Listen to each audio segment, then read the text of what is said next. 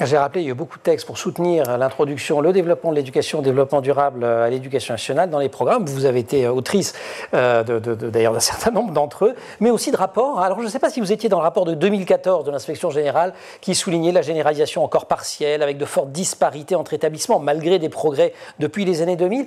Est-ce que les choses ont vraiment, 2014 c'était il y a 10 ans, est-ce que les choses ont vraiment changé? Comment, est-ce que ça rentre?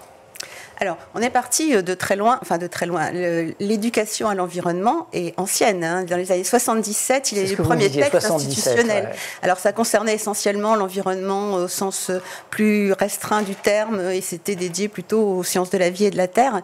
Mais très vite, évidemment, on ne peut pas dissocier les questions liées à la nature, à l'environnement et tout, sans les associer aux questions en dimension humaine, sociale et culturelle, j'insiste, parce qu'on dit toujours le DD, ça a 3 pôles, environnemental, social, économique et culturel. Il y en a 4 en fait. Et donc en fait, c'est cette globalité qui s'est peu à peu installée dans les différentes circulaires. Il y en a eu beaucoup depuis 2003. Et ce qui est notable, c'est qu'à chaque fois, les mêmes principes ont été repris et confortés et renforcés. Mais le truc, ça, c'est intéressant.